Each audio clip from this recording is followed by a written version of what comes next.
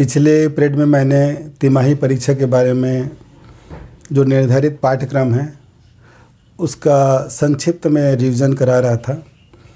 पतंग पाठ आलोक धनवा की हम लोगों ने पढ़ा, संक्षिप्त में समझा।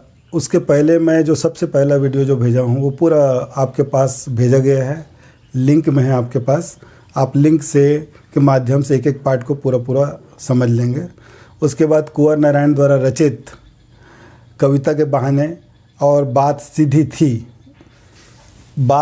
थी पर ये दोनों कविता को संक्षिप्त में समझने की कोशिश किए थे। ये संक्षिप्त एक रिवीजन है, परंतु इसका विस्तृत व्याख्या या समझानापन पिछले लिंक में किया जा चुका है। उसी प्रकार अब आगे जब हम पाठ को पढ़ते हैं तो हम लोग रघुवीर सहाय की रचना कैमरे में बंद अपाहिज पढ़े थे। कैमरे में बंद अपाहिज में किस बात का उल्लेख है? अपाहिज उस व्यक्ति को कहते हैं जो शरीर से अपंग होता है, असमर्थ होता है अपनी दिनचर्या पूरी करने में, चल फिर नहीं सकता। और ऐसे अपाहिज व्यक्तियों की वेदना को, पीड़ा को आजकल संचार के जो माध्यम हैं, संचार के जो साधन हैं, दूरदर्शन, रेडियो वाले, रेडियो में तो सुनाई पड़ता है,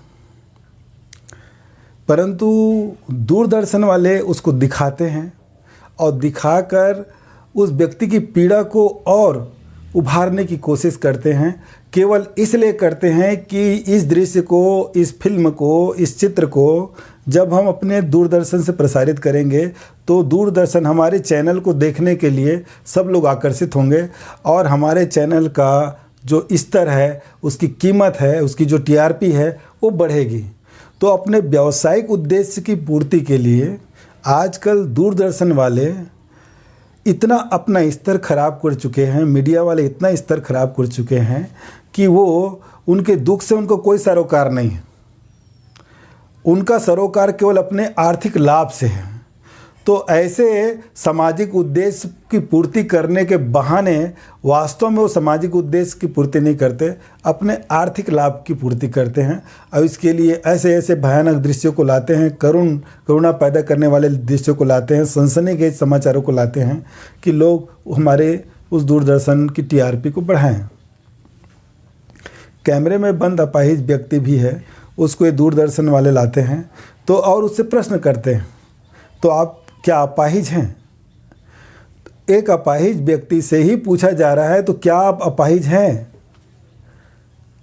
इसका क्या अर्थ है? एक अपाहिज व्यक्ति से पूछने का क्या अर्थ है कि एक अंधे व्यक्ति से पूछा जाए क्या आप अंधे हैं? वो खुद तो जानता है कि हाँ मैं अंधा हूँ, इसलिए दुनिया की खूबसूरती को मैं देख नहीं सकता। उसके बाद भी उसको पूछा जा रहा है कि क्या आप अंधे हैं? ये वास्तव में उसकी पीड़ा को और उकेरना है। एक अपाहिज व्यक्ति से पूछा जाता है कि क्या आप अपाहिज हैं? हाँ, तो आप अपाहिज हैं, तो क्यों अपाहिज हैं? और ऐसे ऐसे प्रश्न कर करके तो आपको पीड़ा होती है। अपाहिज होने का क्या क्या भुगतान आपको करना पड़ता है, क्या क्या मुश्किलों का सामना करना पड़ता है समाज में। इस प्रकार के अनगिनत प्रश्न पे प्रश्न लाते जाते हैं और वो व्यक्ति झुंझला जाता है और झुंझला के बोल तो सकता नहीं, व्यक्त तो करता नहीं, परंतु उसकी आंखों से आंसू आ जाते हैं, आंखें सूज जाती है, बड़ी बड़ी आंसू से डबडबा जाती है। और इसको कैमरा वाले अपनी सफलता मानते हैं कि उसकी आंखों में हमने आंसू ला दिया। ये आंसू वो अपने व्यावसायिक उद्देश्य से लाना चाहते हैं, उस व्यक्ति की पीड़ा से उनका कोई मतलब नहीं है, परंतु वो अपनी सफलता मानते हैं। और कहता है इस पाठ में जो कवि हैं वो कि हमारे पास समय की कमी है, समय की बड़ी कीमत है, यानी उनको चैनल में प्रसारित करने के लिए निर्धारित समय है।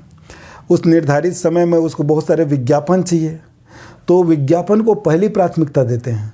जितना ज़्यादा विज्ञापन हो उतना टीआरपी बढ़ता है, इनका आय बढ़ता है।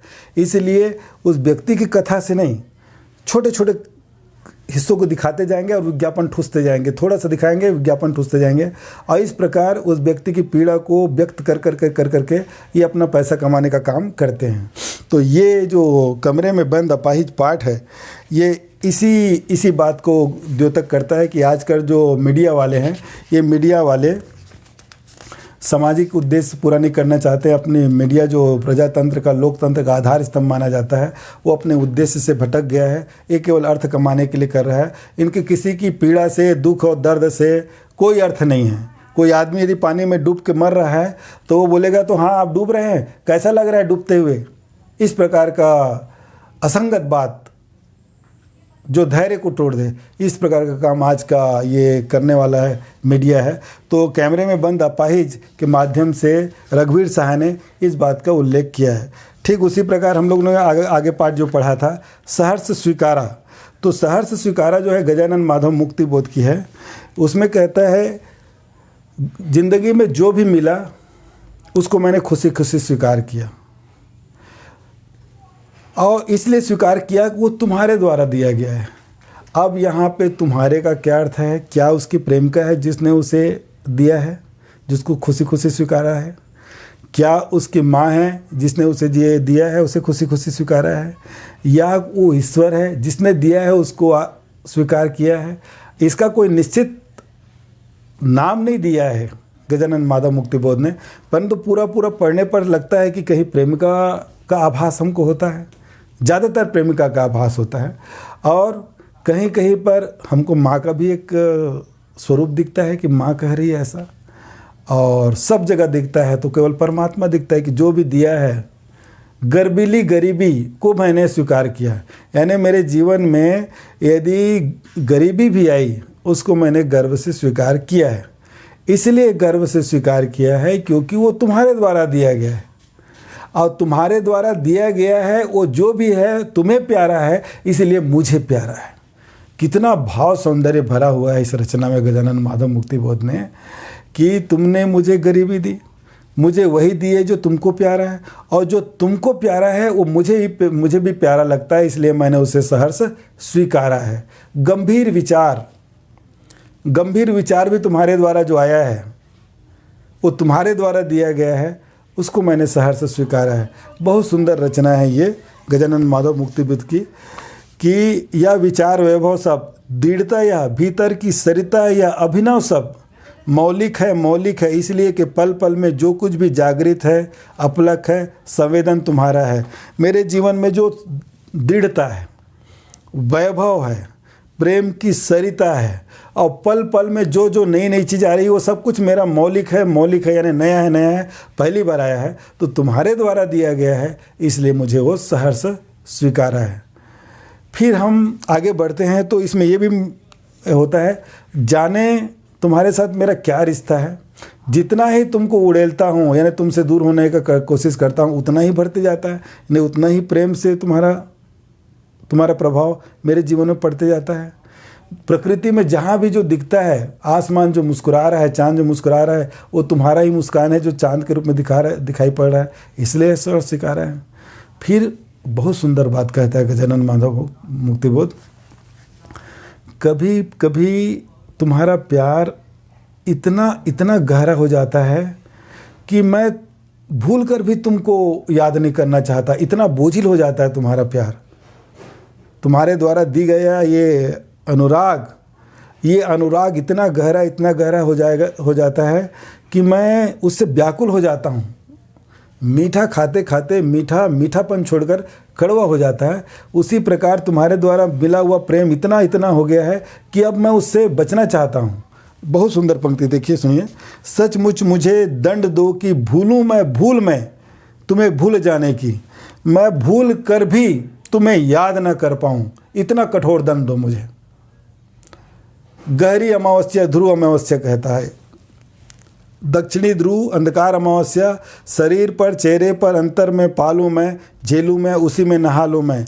मुझे इतना दंड दो कि मैं गहरी अंधेरी गुफाओं में खो जाऊँ, इतना खो जाऊँ कि वहाँ डूब जाऊँ और तुम्हारा कोई याद मत हो जाए, याद ना जाए, इतना गहरी अंधेरे में।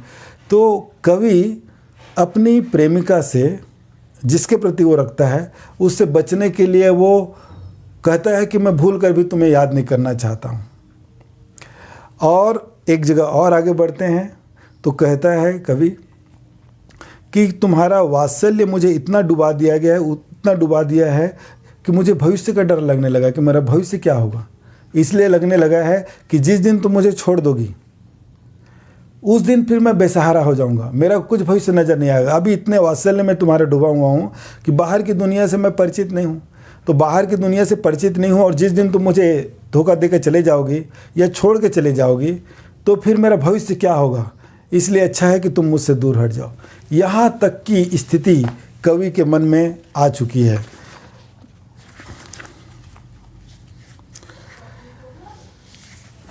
कुल मिला के इस पाठ में जो कवि बोलना जो चाहता है वो ये कहना चाहता है कि मैं जीवन में, मेरे जीवन में जो भी है, जो भी आया है, सुख आया, दुख आया, उत्थान आया, पतन आया, अंधेरी आई, अंधेरी उजाला आया, जो भी आया उसको मैंने सहर्ष इसलिए स्वीकारा है कि वो क्योंकि तुम्हारे द्वारा दिया गया है और तुम मुझे वही चीज़ दोगे जो तुमको प्यारा है, और जो चीज़ तुमको प्यारा है वो मुझे भी प्यारा होगा, इसलिए मैं इसे खुशी खुशी स्वीकार करता हूँ।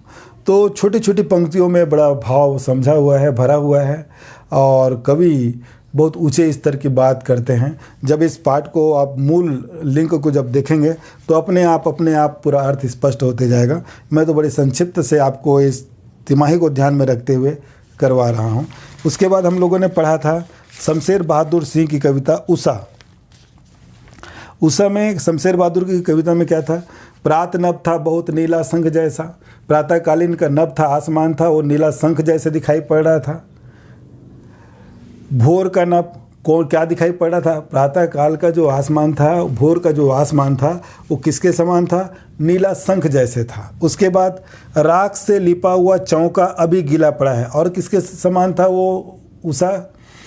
राख, चूल्हा जो होता है तो चूल्हा को उसमें आग जलाने के पहले सुबह सुबह माताएं उसको लिप देती हैं, गोबर से लिप देती हैं, राख से लिप देती हैं, पानी से ऐसा कर देती हैं। तो उसमें जो भूरापन रहता है, उसमें जो जलापन रहता है, हल्का पीलापन रहता है, लालिमा रहता है, उसी प्रकार का वो प्रातःकालीन उषा दिखाई पड़ रहा है। राख से लिपा हुआ चौका के समान दिखाई पड़ रहा है, चूल्हे के समान दिखाई पड़ रहा है। और किसके समान दिखाई पड़ रहा है? बहुत काली सील जरा से लाल केसर से कि जैसे धुल गई हो। और वो प्रातःकालीन आसमान किसके दिखाई दे?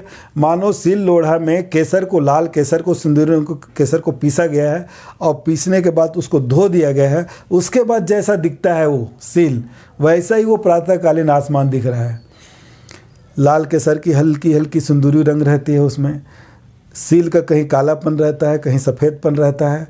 तो वो आसमान, उषा का जो आसमान है, कहीं काला सील जैसा, कहीं केसर के समान हल्का सा लालिमा लिया हुआ रहता है। इस प्रकार प्रातःकालीन वो उषा दिखाई पड़ रहा है।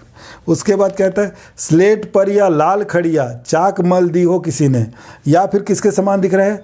मानो बच्चे ने स्लेट पर पेंसिल से, खड़िया से लिखने के बाद उसको मिटा दिया हो। सफ़ेद सफ़ेद दिख रहा है आसमान, जो सफ़ेद सफ़ेद दिख रहा है वो उसी के समान, स्लेट में खड़िया से लिखने के बाद उसको बच्चों ने मिटा दिया, उसके समान दिखाई पड़ रहा है।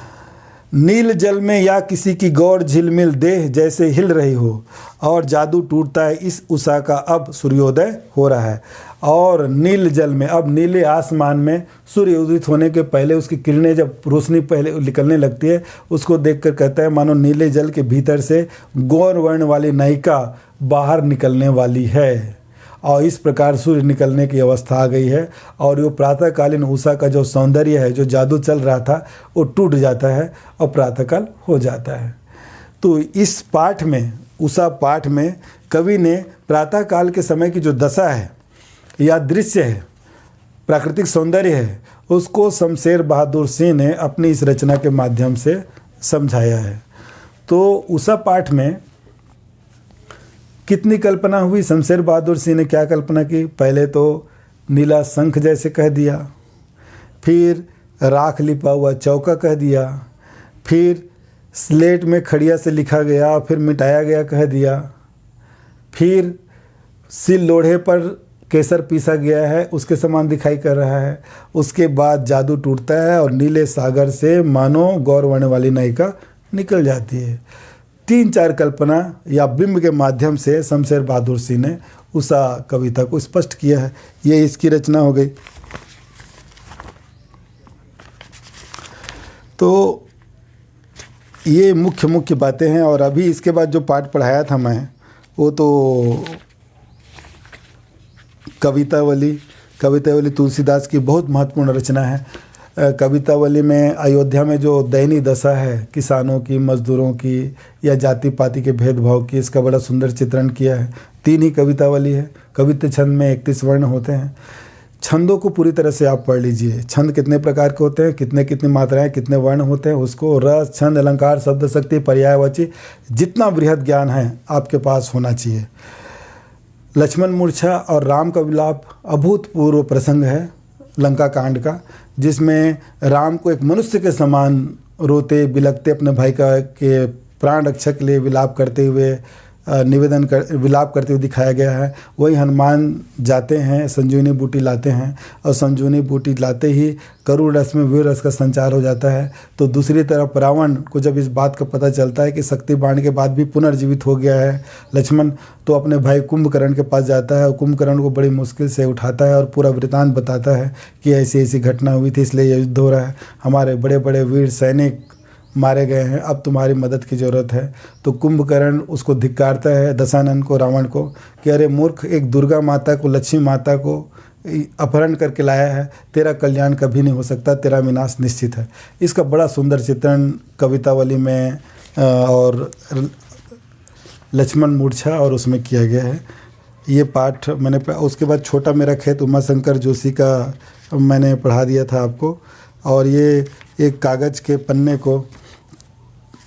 पन्ने को एक खेत बना दिया है कि खेत में जैसे बीज डाला जाता है, जोता जाता है कि और रासायनिक छिड़काव करके उत्पादन को बढ़ाया जाता है, उसी प्रकार एक कवि जो होता है उसके लिए पन्ना एक खेत के समान होता है, कागज़ का पन्ना। उसमें शब्दों के माध्यम से भाव रूपी बीज बोता है और उसको कल्पना के माध्यम से पल्लवित पुष्पित करता है। और उसके बाद पल्लवित पुष्पित होने के बाद वो सामान्य खेत से उत्पन्न अनाज से ऊपर उड़ जाता है। इस अनाज को तो एक बार खाएंगे और समाप्त हो जाता है, परंतु कविता रूपी जो खेत में जो फसल लहलाया है वो काल दिगंत तक लोगों के लिए प्रेरणा का स्रोत बन जाता है और समाज को नई दिशा देते रहता है। तो ये छोटा मेरा खेत और बगुलों के पंख में प्रातःकाल के समय जो बगुलों का पंख है, पाती जो चल रही है, उसको देखकर बड़ा सुंदर कल्पना करता है कवि ने, उसका सुंदर चित्रण हुआ है। तो प्यारे बच्चों, पद्य में जो पाठ है, आलोक धनवा का पतंग, उसके बाद कुंवर नारायण की रचना, शमशेर बहादुर सिंह की रचना, गजानन माधव मुक्तिबोध के सहर्ष स्वीकारा, या उमाशंकर जोशी का छोटा मेरा खेत, या तुलसीदास द्वारा रचित कवितावली और लक्ष्मण मूर्छा और राम का विलाप, ये सारे पद्य में आने वाले पाठ हैं। इन पाठों का अर्थ पूरी तरह से आपको समझ में आ गया होगा। नहीं आया है तो लिंक को बार बार देखिए और पूरी तरह समझ में जाएगा। एक एक शब्द का अर्थ, एक एक शब्द का पर्याय, एक एक शब्द से निकलने वाले प्रश्न, एक एक पंक्ति से निकलने वाले प्रश्नों को आप बारीकी से समझिए, तब आप पूरे प्रश्नों को बना पाएंगे आप। तो ये पद्य पाठ में जितना था उसको मैं करा दिया हूँ। अब इसके बाद अब परीक्षा के लिए सिलेबस मैंने भेज दिया है, क्या क्या आएगा, अब उसको आपको अच्छे से करना है, पूरे तन्मयता के साथ करना, ईमानदारी से करना। आपके भविष्य का सवाल है बेटा, हम लोग की मेहनत सार्थक होनी चाहिए, इसलिए डट के मेहनत कीजिए आप लोग। तो आज के लिए इतना।